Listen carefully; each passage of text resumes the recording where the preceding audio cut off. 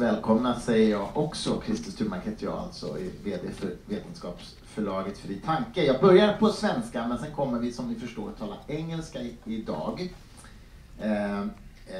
Vi ska alltså tala om stor historia, big history. Martina nämnde titeln på boken Berättelsen om allt. Undertiteln är 13,8 miljarder års historia. Så det är onekligen ganska mycket som täcks. Från Big Bang till livets uppkomst, till medvetandets uppkomst, civilisationens uppkomst och så vidare. Och idén med Big History, det här är ju någonting som David Christian har startat och som nu är finansierat av Bill Gates till en online course, alltså en utbildning på internet för den amerikanska skolan.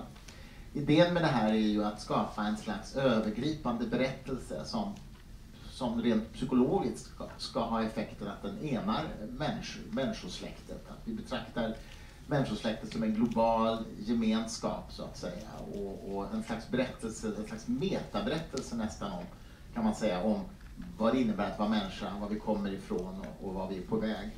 Grundat förstås på vetenskaplig kunskap och inte på myter. Vi har alltså bjudit in David Christian som är professor i historia och som har skapat det här projektet, The Big History Project, och Helena Granström som ju är matematiker och fysiker men också skönlitterär författare idag, så är det du sysslar med.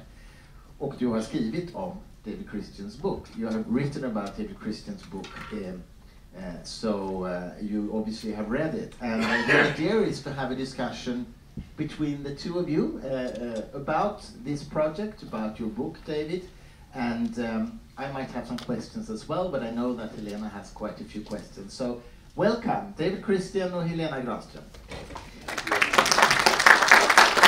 Helena, do you want to start with a question? Yeah, I can maybe start. I'm thinking that what you're doing in this book is you're discussing history, really beginning with the beginning of the universe, so to say. But you're discussing history in relation to the situation that we're in today, yes. Right? That's like the perspective that you put on history. And so maybe a first question could be, I'm thinking, for example, of global warming, and you're putting history very much in relation to that situation, discussing global warming today.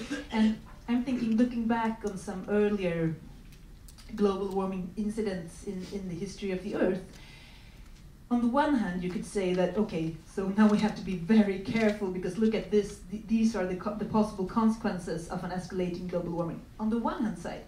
On the other hand, you could look at the global warming incidents from earlier on and say, okay, so this happens without humans. So why do we have to care? I mean, so maybe even today the rising levels of carbon dioxide is really a natural cycle processing. So my question is there in history itself a moral imperative? Or do you have to sort of put that in from the outside? Great question, by the way. Look, so is this working? Yes. Okay. Thank you very much for inviting me. Thanks for the question. I should confess from the start that I feel very foolish being probably the only person in this room who doesn't speak Swedish. So I'm forcing the whole room to speak English. I apologize, but I'm too old to learn Swedish. But in response to your question, perhaps I can give a slightly roundabout answer. That I started this project very naively, with the idea that if history can teach you something about the present, if studying the past can teach you about the present, why not go back further in the past, and further, and further, and further, to the very beginning? So that's the naive starting point. And all the ethical questions that are raised by this, they sort of slowly came onto an agenda for me, partly in relation with students. And nowadays, I was invited to speak to a Baptist theological college in Atlanta a few years ago. And when they first invited me, I said, don't be fooled by my name. But I had the most wonderful time because they really forced me to think about the ethics of what I was doing. And that forced me to come to some very simple conclusions, that I personally care very much about what's happening right now because I'm a biological organism biological organisms that reproduce and have children are just designed to care. So I care about my grandchildren. And it sounds very naive and very simplistic, but I care about global warming in a very specific way. In other words, James Lovelock has said, you know, the Earth will survive. We can blow ourselves up, you know, we can destroy the cockroaches will be great. That's all true. The biosphere, I don't think we're in danger of ruining the biosphere. We'll change it, like many mass extinction events, but I actually care about my grandchildren. And that's why I have a very clear idea about the outcome I would like to see, which is an outcome in which we still enjoy the benefits of controlling large flows of energy and resources to generate higher living standards than humans have known for most of human history, for most people, not all, but for most people. But can we do that without transforming the biosphere in ways that are dangerous for future generations of humans? That's how I see the problem now. And that, I mean, that perspective has to do with action, concrete action. Yes. I'm also thinking about history as something that puts the society, of course, and all of humanity, but also the individual human in a place and sort of affects how you see yourself and your place in the world, right? And something that I also find interesting in this book is that you use science, that's like the red thread, as you would say in Swedish, that goes through the book, right? That science, I mean, you're trying to construct this big history, and the way that you do it is using scientific results, right? But I think and that to me is very interesting in itself, because what science does is explaining the world, right? But it never really explains the human experience of the world, and that's, to me, that's a very important distinction. Yes. But still, I think what you're trying to do is actually constructing a story that, in the same sense as earlier histories of origin, mythologies and so on, can be meaningful on this very, on a more human, psychological level as well, right? I think so. So I live in Australia, and the introduction, the preface, begins with describing a trip I made to Lake Mungo, which is a site, wonderful site, where we have burials that are 40,000 years old. And there were lakes there, and they were quite rich resources. So we know there were human communities that lived there. We know what they ate. We know quite a lot about them. We can guess, but I think it's a pretty good guess, that they too had science. And this is stretching the word science for many people. But what I mean by science is that to survive for 40,000 years in landscapes very different from those in which humans evolved meant a lot of knowledge.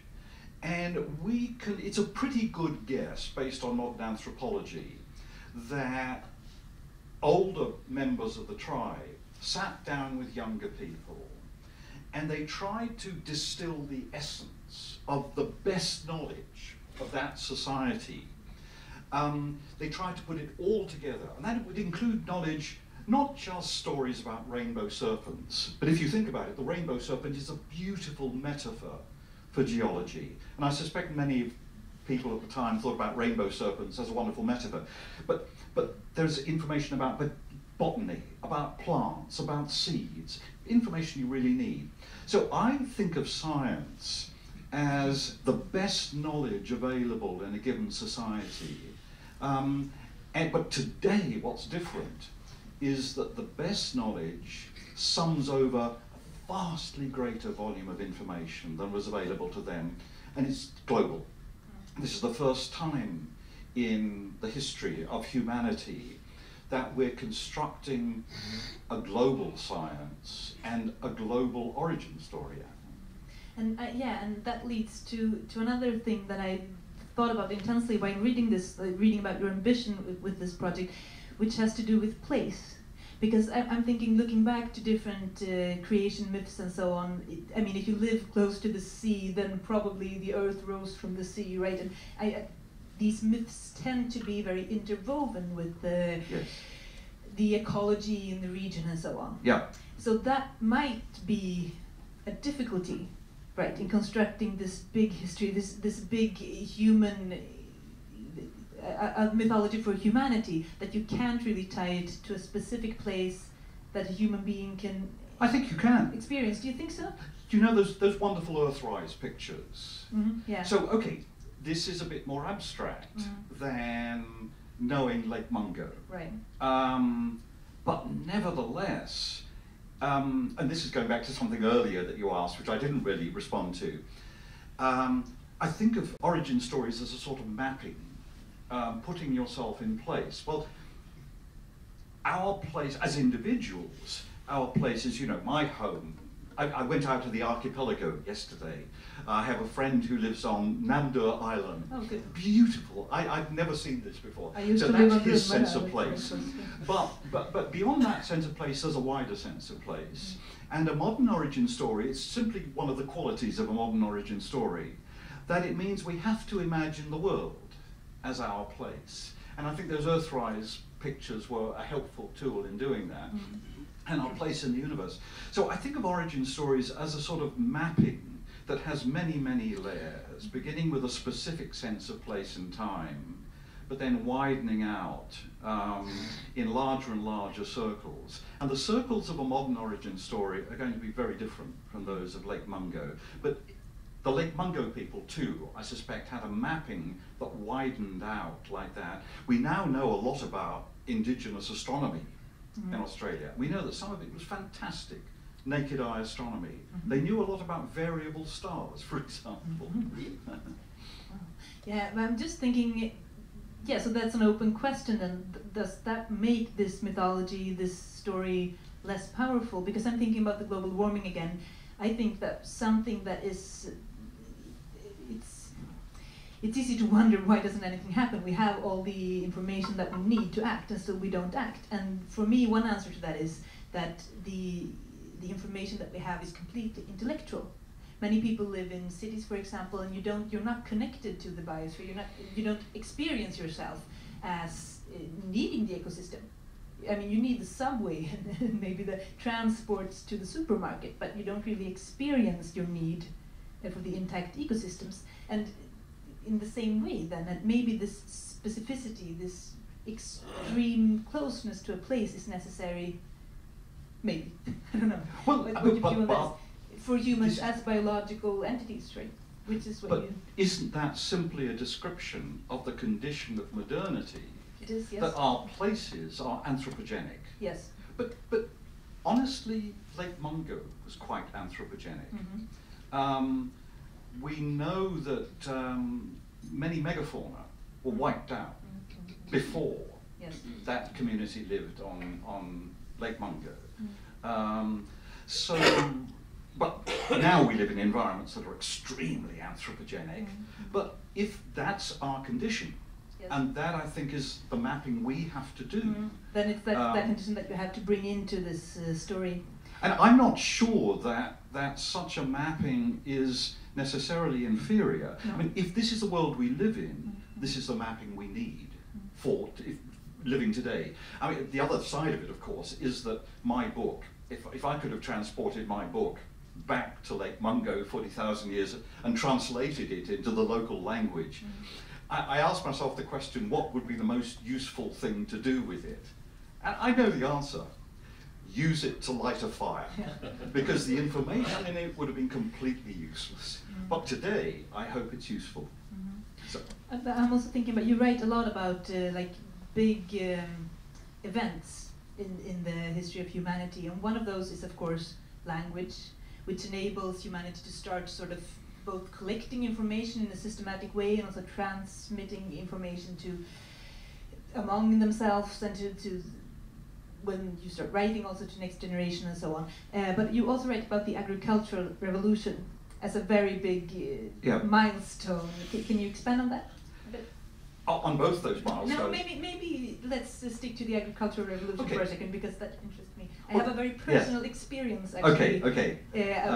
Can I tell you about that one? Because I have a personal experience of how production or your means of survival affects your mythology.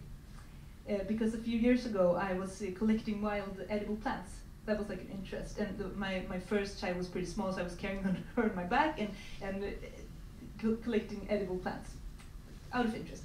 And then nature was like a giving mother, right? There was food everywhere, you could eat it and smell it, and it was fantastic. And then I started growing my own food, and all of a sudden I was in war with everyone around me.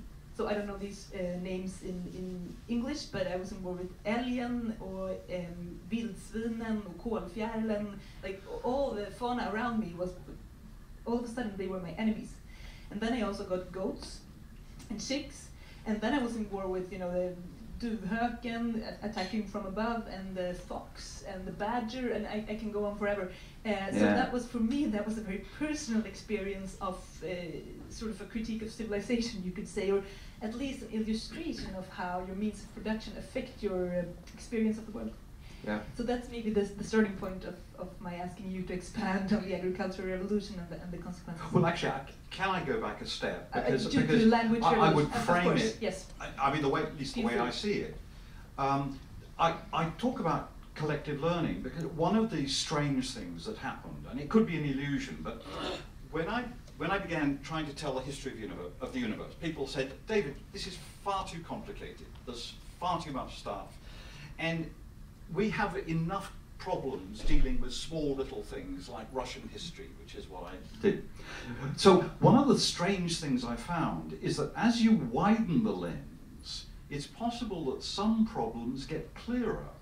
So in the humanities, there's a central problem, but it's really difficult even to see because of the way we partition humanity between psychology and anthropology and prehistory and history. It's quite arbitrary. And linguistics. Sense, yes. And that problem is, what makes humans different? What is the essence of being human? Now, I may be wrong, but I have the fantasy that on the scale of big history, there's a very clear answer. We know biologically that we're damn near identical to chimps. We are so similar to chimps. And they're very, very clever organisms. We can be damn sure they feel, they have emotions, they suffer. So what makes us different, I think, is this accumulation of information, that our languages just cross this divide, that suddenly information, instead of falling out of the system and coming back and falling out, so it remains the same, suddenly starts accumulating. If so, that means that we, as a species, have the power to do something other species don't. We can learn more about our environments, control more and more of the information and resources.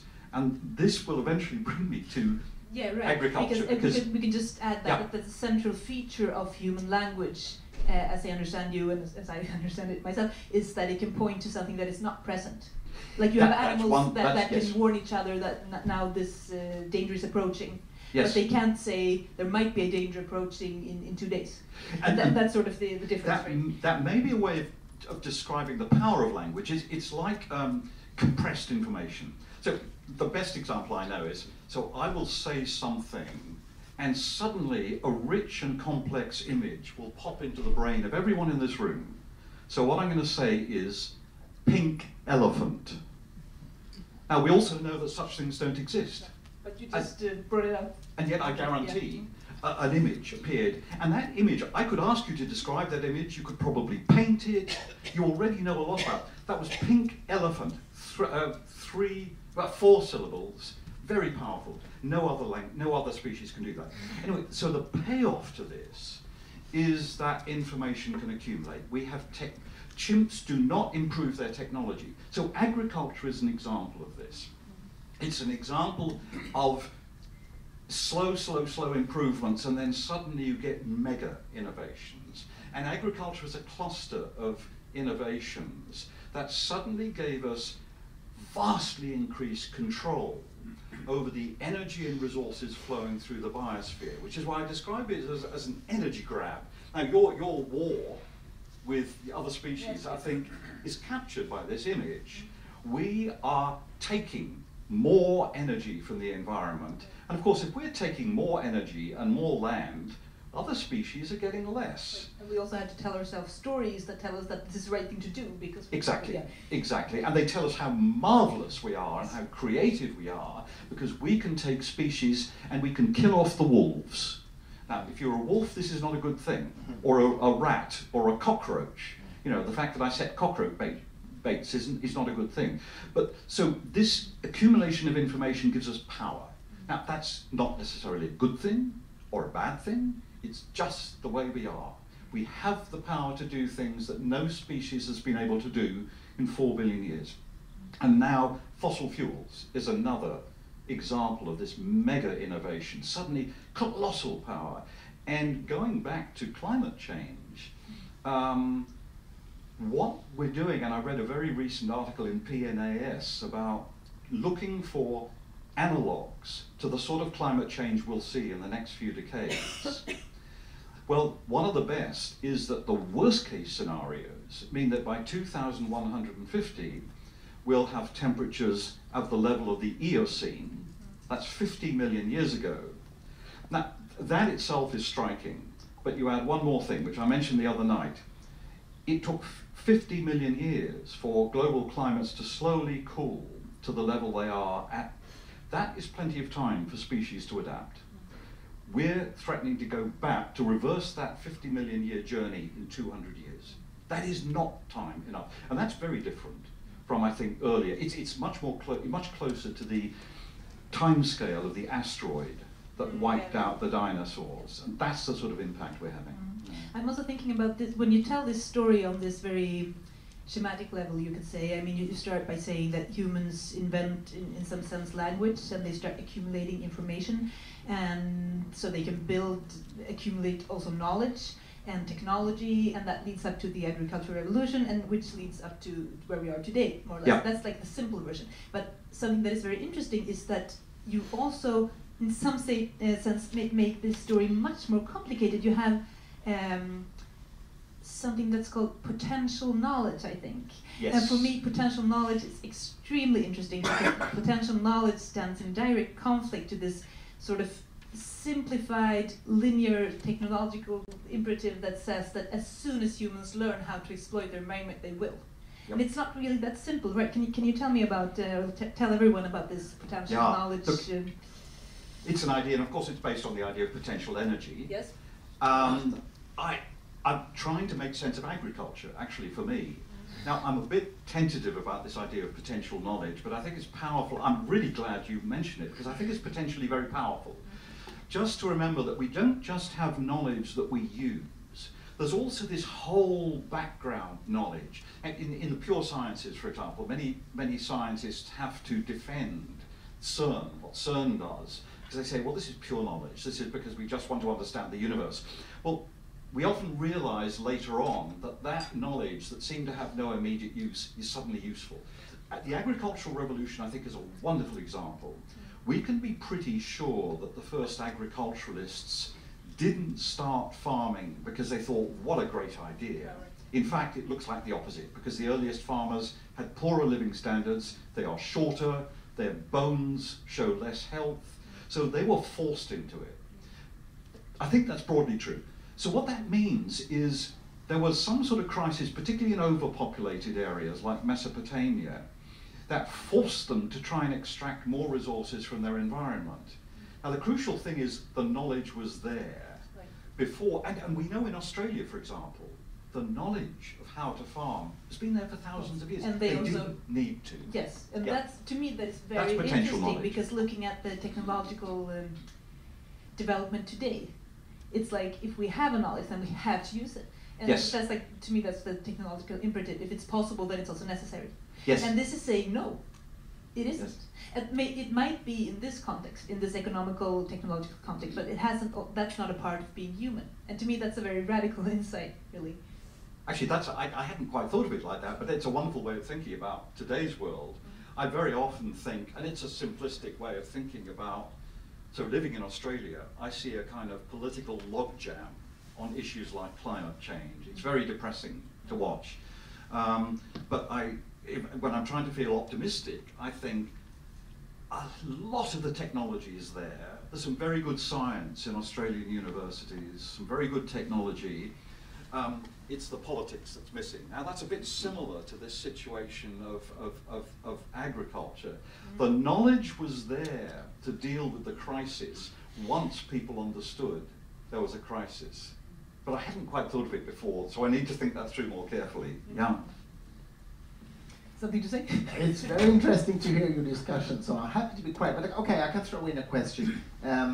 You talk about these inventions, these revolutions. Wouldn't you say, like language, wouldn't you say also that the first information technology, and I mean writing, the writing technology, wasn't that transformative in many ways? Because that's the first time you could actually, you could not only accumulate knowledge, but you can actually transfer knowledge to other people without being physically present.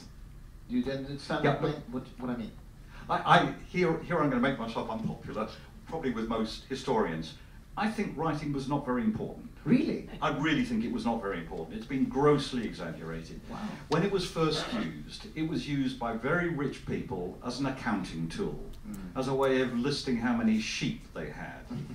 Then it was used as the military technology. This was an elite technology.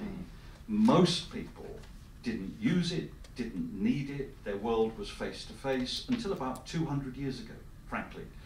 There were surprisingly literate societies. Sweden may have been one of them, societies that were quite literate earlier on. But I think the role of writing has been exaggerated. But having said that, one of the central ideas of this, as you know, is the idea of thresholds. So this is a storytelling device. It's not a scientific idea.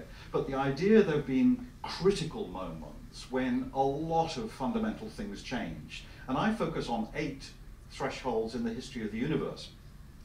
But one of the wonderful things about talking about thresholds is it raises questions. Should I count this as a threshold? So many students have said, what about writing? Shouldn't that be a threshold?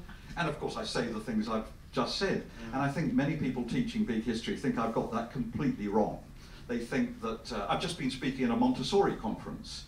Maria Montessori put writing absolutely at the center of her thinking of human history. I think she was wrong. Partly because to say that is to grossly underestimate the power of oral culture.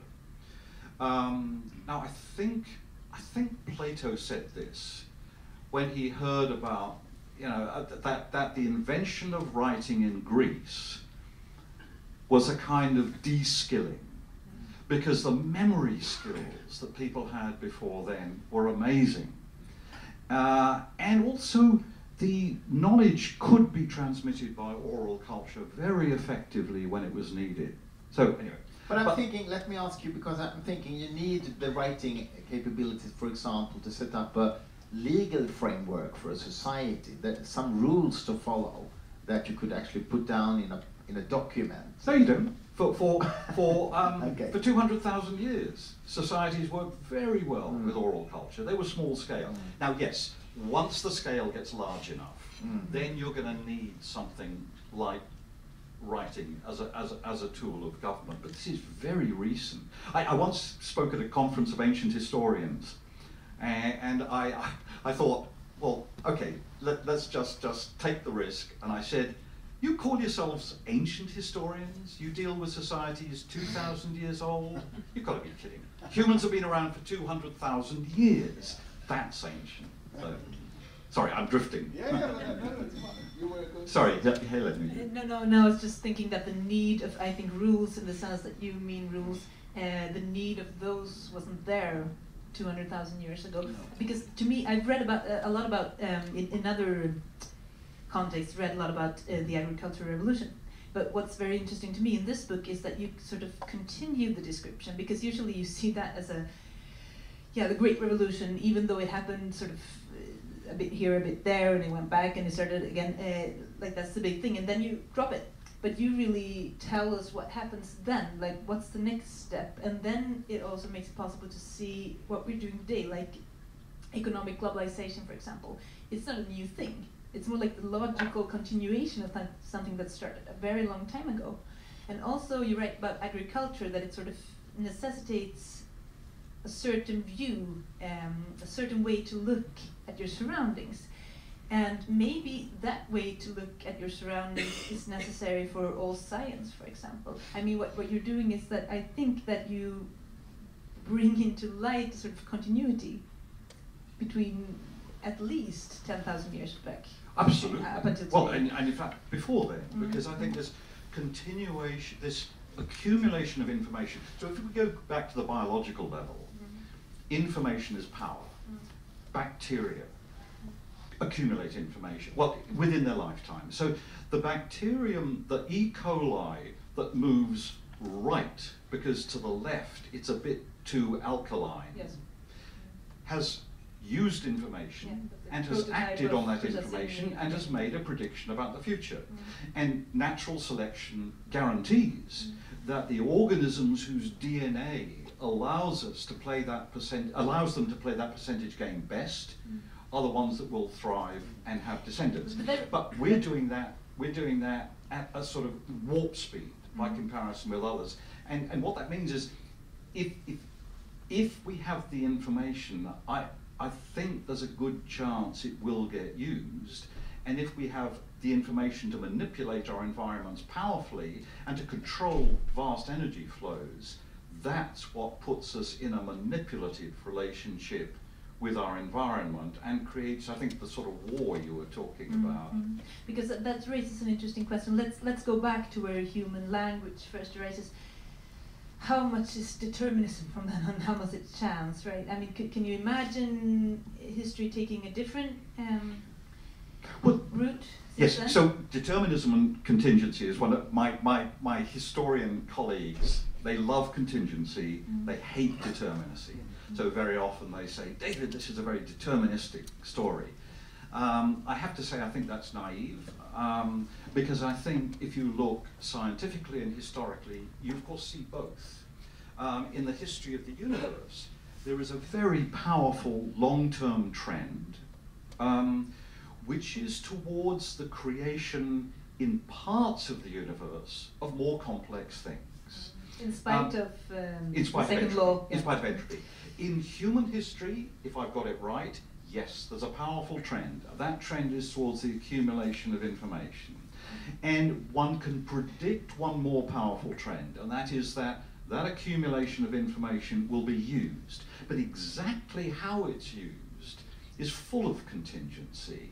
Lots of contingencies. And the big history story itself is full of contingency. So is the evolution of humans, of course. I mean, whatever it was, and we don't know what opened this linguistic door for humans. We don't know. There's a lot of research on it. Maybe in 10 years' time we'll have a good theory, but at the moment we don't know. I think it has to be a sort of switch somewhere in the brain. We don't know. Chomsky's been arguing this for a long, long time. But something quite contingent, increasingly within the realm of genetic possibilities.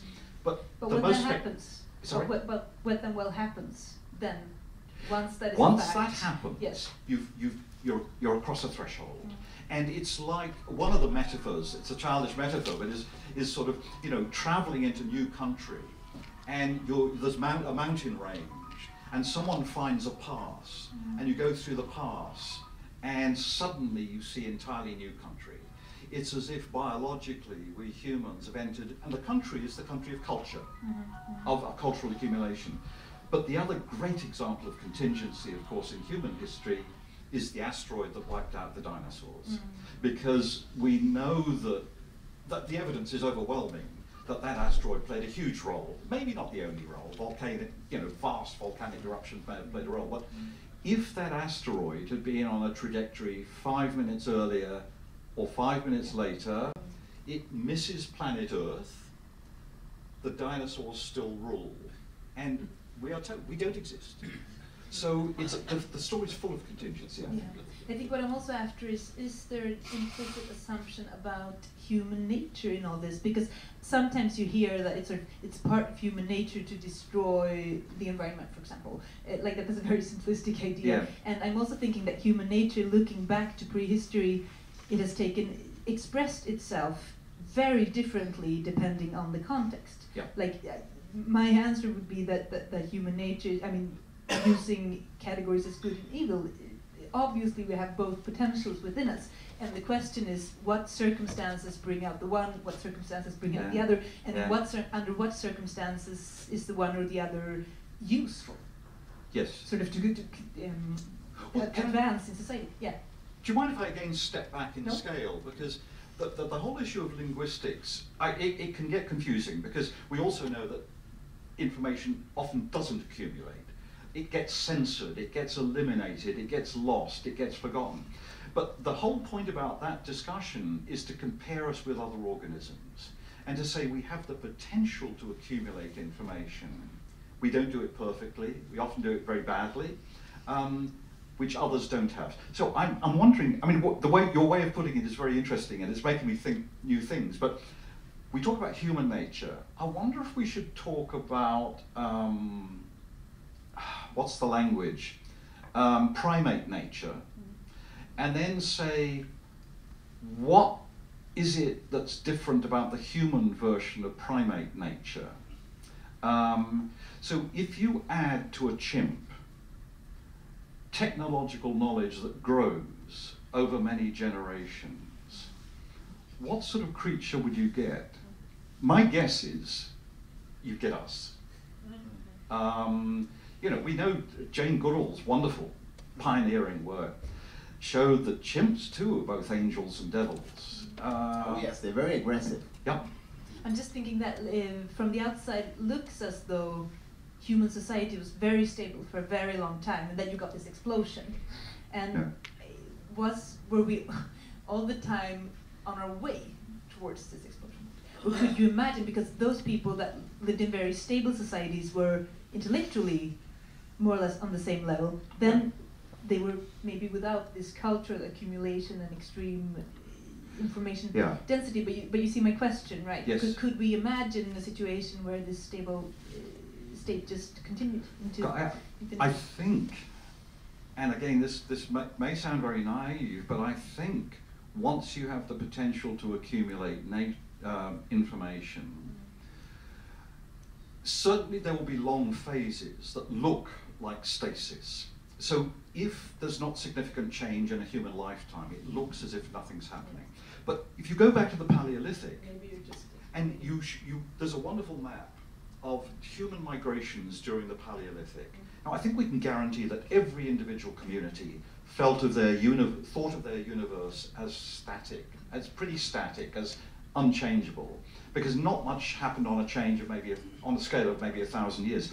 But you look at that map over 100,000 years, and you can see that what's happening is that collectively in this species, information is accumulating. So one way of putting it is information about how to live on the coast of South Africa where there are seashells, then how to live in the dense tropical forests, how to live in arid landscapes, then how to live in Siberia, how to live in Australia. So collectively, not only is information accumulating, but so is control over energy and environments. Because the total, by 10,000 years ago, the total human control over resources is already massive, because they are everywhere. And everywhere they're changing landscapes. Yeah, so in one sense, there is really a linear development. Yes, yeah. But the point at which humans see it, and I actually think there's a great book, the Bury, the Nature of Progress. It's a sort of 100 years old, but I think he made this point. You see change, you start talking about progress or decline, whichever way you put it, when there is major change on a scale of 2 or 3 lifetimes. And that's actually very recent in human history. So seeing change is, again, perhaps a modern achievement, for better or worse. Can I pose one more question that has to do with something that you use throughout the book, which is biological analogy. Like one example is that you say that a modern worker is no better off than a nerve cell on himself, right? I mean, you do this all the time. You use this analogy between societal construct. It's like Hobbes almost, that you always you draw the parallel between biological systems and society. Do you recognize this? I feel that you're really working with it as a tool throughout the book, but maybe not. Yes, but I'm also a bit nervous about it. Yeah, because I think my question is does that tool, figure have any, I mean, does it work to sort of naturalize what we're doing, or does it lift up the element of chance to it, or is it not that conscious? I think, so if you think of multicellularity, so one of these analogies, you mentioned Hobbes, so seeing human society as a sort of single organism. So multicellularity raises this question very powerfully. Billions of separate cells, they start collaborating until they're collaborating to the point where there's a division of labor and individual cells cannot survive without the organism. So for me, it's more a question than a sort of statement. But if the phrase collective learning already includes the phrase collective. In other words, it implies that the idea in individual human nature is naive. What makes us as a species different is something collective, is something we generate between us. Now, as soon as you say that, you're sort of on a path towards Hobbes, right, aren't you? Because you're saying that, of course, I can't see, I sometimes wonder about the metaphor, I can't see the threads that connect my brain to your brain and that connect all the brains in this room. They're not visible, but they are there. And we're embedded in networks of knowledge. Anthropologists and cultural specialists know this. But then you would say that economic specialization, division of labor and so on, is a step towards sort of the organism humanity, right? Because before, yes, the single human was much more self-sufficient. Whereas, yes, in a very specialized society like today, then the modern worker is no better off than But I don't think ever we can talk about a single human being self-sufficient. No Robinson Crusoe world, even in the Paleolithic, everything we know about... But potentially, at least, you had broader capabilities of guaranteeing your own survival than a modern human in a city. But we're always culturally embedded. I mean, one of the most powerful ways of saying that is that humans are neotenous. You know, in other words, human babies are born helpless. They cannot survive. A young deer, a young goat, yes, could, if its mother died and it was left on it might have a chance of surviving, not a human baby. No, but this is not preaching individualistic, no, definitely not. Just saying that what happens with division of labor and with specialization is that sort of knowledge of survival is just specialized. I mean, yes, so yes, the single human just serves, yes, as a part, yeah, in a greater machinery to a greater extent. And so my question was, this economic specialization, this division of labor, in that sense, that is a step towards humanity as an integrated organism. I see what you mean, yes. Right. But I think it's a continuation of processes that go deep into the Paleolithic. Because what we know, there's a lot of guesswork here, but what I think our best understanding of societies, the world of Lake Mungo, is that no single community was completely isolated.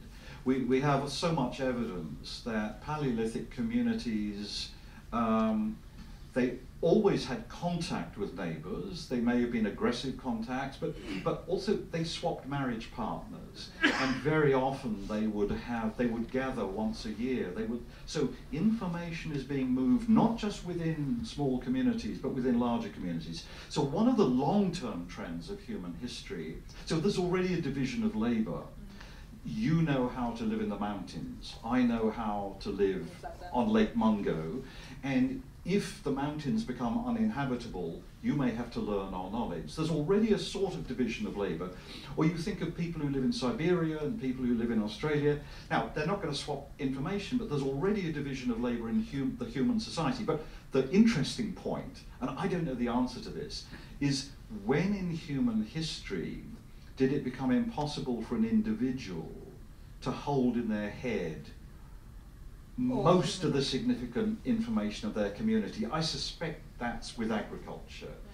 That with agriculture, suddenly these energy flows and food flows means larger, denser populations, and Engels and Marx were saying this a century ago, you know, and I think a lot of anthropologists, that the real division of labour begins with, and then there's a point at which I cannot hold the information in my head. I have to go to the shaman to ask about religious problems or health problems and so on and so on. Yeah. David, I must ask you about that, because you said writing is exaggerated as an invention, but what do you think about modern information technology? About? Modern information technology, digital. Yes. I think many of the things people say about writing, they become true probably with printing, is my guess.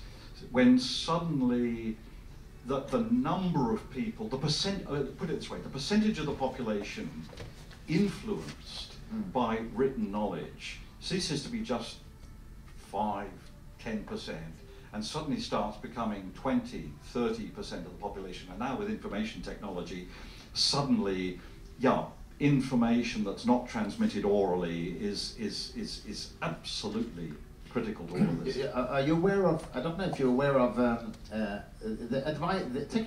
scientific advisor to President Roosevelt, his name was Vannevar Bush. He wrote, I don't think it's related to George Bush, he wrote an article in Atlantic Monthly, 1945, an article called As We May Think. And he said that we have a problem. The knowledge that is created at universities around the world now is now becoming so big, so we don't have an effective way to manage this knowledge on a global level. We should develop technology to collect, represent, present and distribute knowledge and information. We should focus on developing information technology. He didn't use the word information technology, but he described it. Yeah. We should use our engineers. They had been working for the war, and now the war was ended. Now they should get a focus on creating technology to manage information. And he actually even envisioned something called, he calls it a knowledge navigator, which is it's a desk, and there are screens, and there you can, through a keyboard, bring up information, and you can link information to each other, like hyperlinks, and you can send it through the telesystem or something like that. So basically, he described the personal computer, he described internet, he described World Wide Web, 1945. Now we have all that. Do you think that has a sort of transformative effect on humanity today, or not? I think it's got transformative potential. It's an incredibly powerful tool, but this is one of the reasons I'm passionate about big history, because for 100 years we've lived in a world, a knowledge world, as I was saying the other day, that's divided into disciplines. Now I think there are reasons why. The idea of seeing all of knowledge was still alive in the 19th century. It's the great project of so many great thinkers, then it vanishes completely. By the time H.G. Wells writes, or Spengler, it seems naive. You know, so we live in a world where there's so much knowledge that the assumption is that the best you can hope for is to get a little bit of that knowledge. Now, I think the crucial thing, that the amount of information is exploding. So access to bits of knowledge is not a problem now. The real problem now is what I call the view from the mountaintop. In other words, is it possible for us, and particularly for young people, to get a sense that there is a unity to knowledge, to get a sense of a modern origin story, in fact? Now that is a problem I don't think machines will solve, because it's a human question. It's a question of what are the things in all of this massive amount of information, what are the things we really need to see? The details I can get onto later, or I can find the person, but what is the shape of the overall thing? And that's why I think something like big history is crucial. And I think we're coming back to that idea of an origin story after a century in which it was a fundamental cultural assumption. The artists thought this, the philosophers, the cubists, the surrealists, the Samuel Beckett's. They all wrote about a fragmented world. It's like a world in which the mirror is cracked. You know, you can't see the whole thing. You can just see bits and pieces. And in fact, I think most of us grew up with the idea that a sophisticated thinker understands that there is no unified story. You know, you just get used to it. Get used to the fact that there's no coherence in reality. This is the modern condition. I think that's completely wrong. The more I think about this, the more I think it's completely wrong. The crazy intellectual world of the 20th century, first a huge amount of detailed information accumulated within discipline after discipline. But secondly, what was really going on was not that we lost the ability to see the unity of knowledge, to have an origin story, but an origin story was being built. So that intellectual world, that chaotic world that Samuel Beckett, that the absurdists describe, is really a building site. And what we are now beginning to see, I hope, is the building that's being created. And it's a new unified vision of knowledge and a capacity to put all this stuff together, to see the crucial things, the important things. Does that make sense? Yeah, but I'm also thinking that isn't it necessary today with this vast knowledge we have that scientists also are specialists on their narrow field? Yeah. No, I mean, did I say the opposite? No. But I mean, you need that. So I always need to qualify this by saying that to argue that we need to see what links all of knowledge, the view from the mountaintop, is not a critique of detailed knowledge. The disciplines in the 20th century had staggering success within discipline after discipline. I mean, all the great scientific paradigms emerged within this framework: plate tectonics, quantum physics, you know, the modern standard theory of understanding of modern physics. All of these paradigms emerged within the disciplines. What I'm saying simply is that we need both. Good knowledge today, as in the Paleolithic, but probably more today, because there are so many details that they threaten to overwhelm our ability to see the whole thing. So that's why we need both. Okay, I see.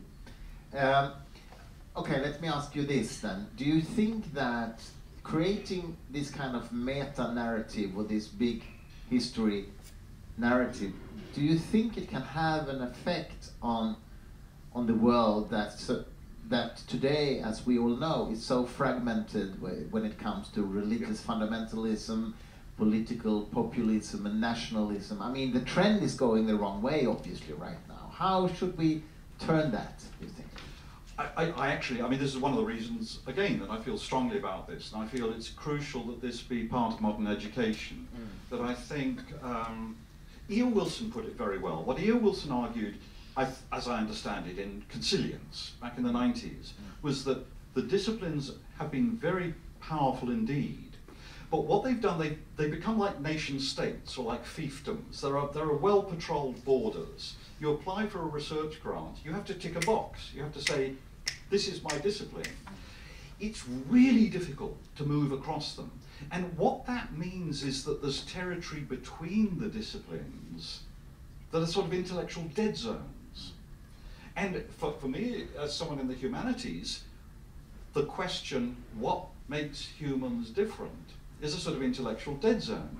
Because people dip into it from linguistics, they dip into it from primatology, they dip into it from history, but no one travels there and lives there full time, because it's not respectable.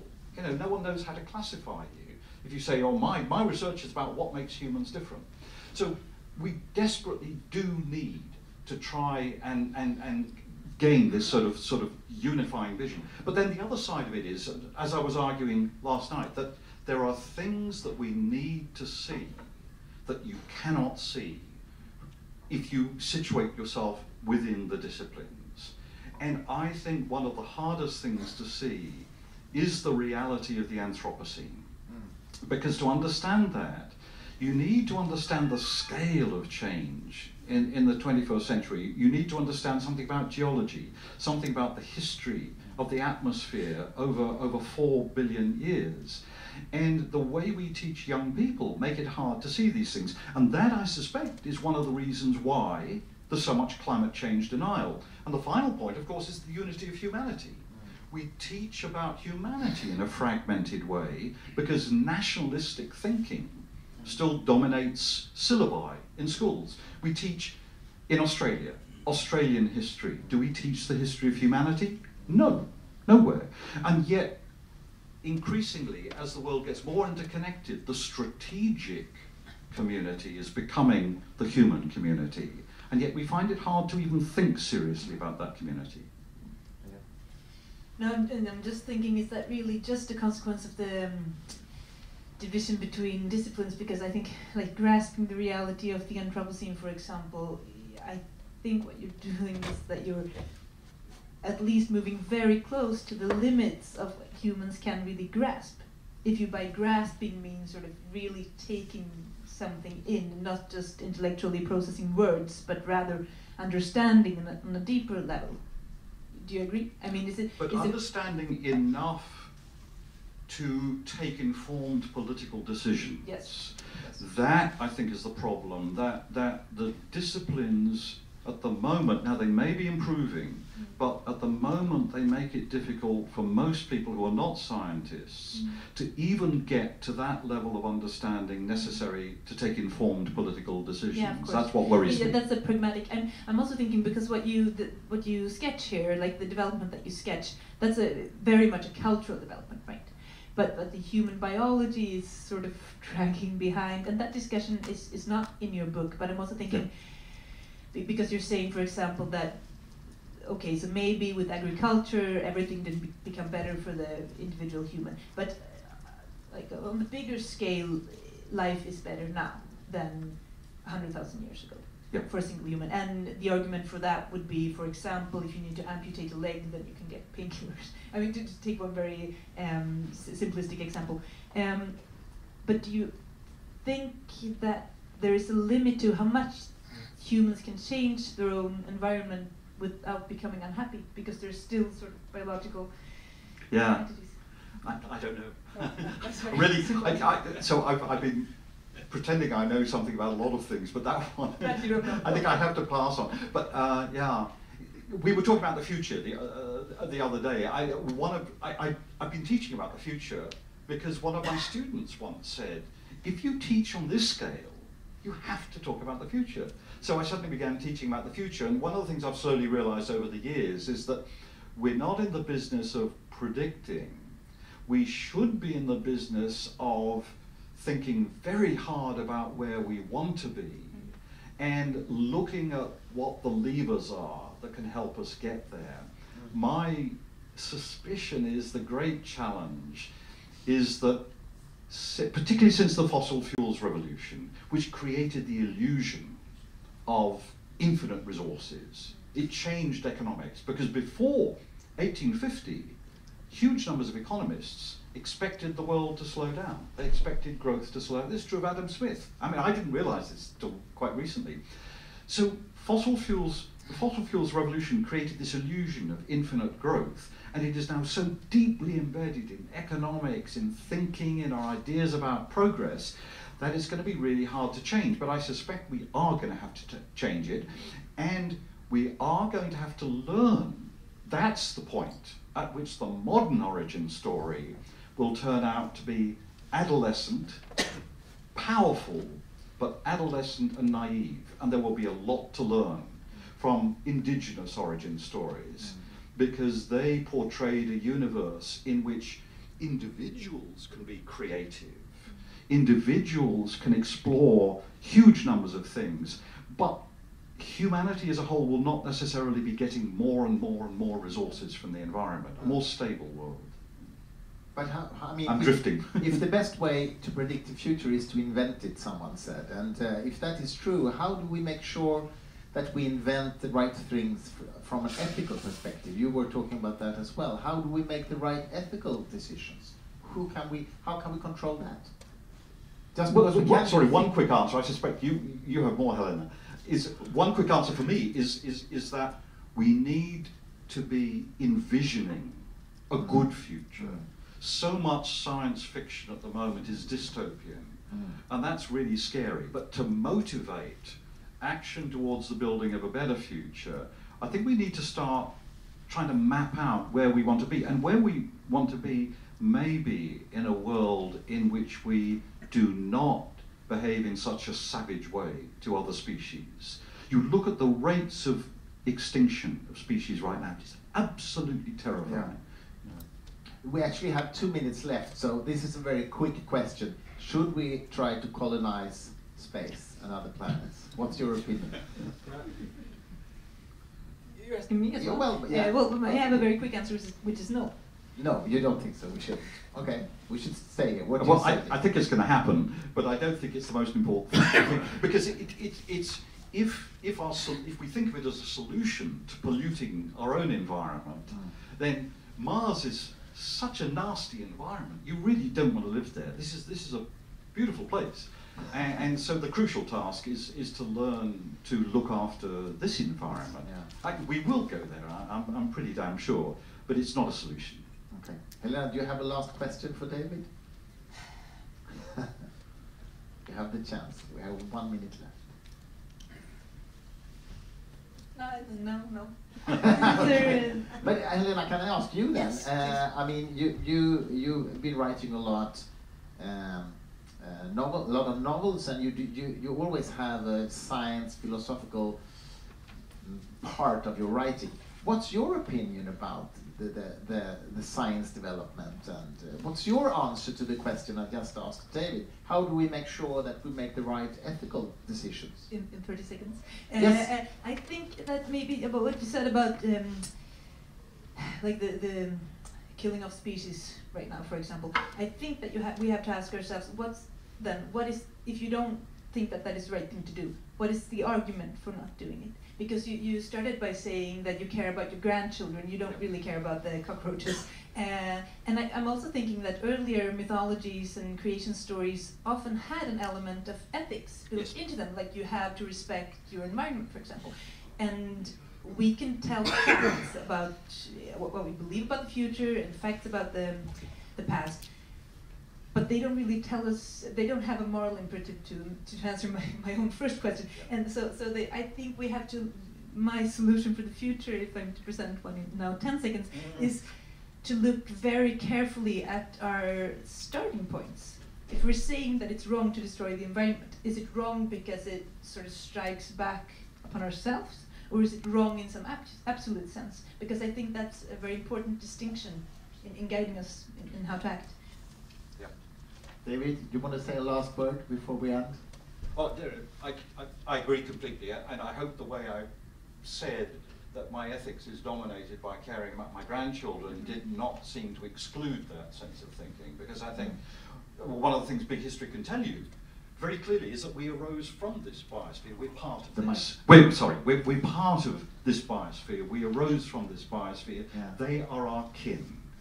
And the story can help us see things in that way, I hope.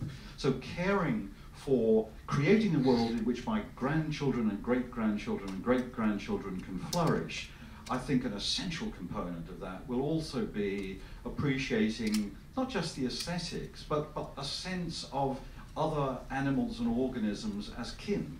And that is one of the things we can learn from indigenous stories.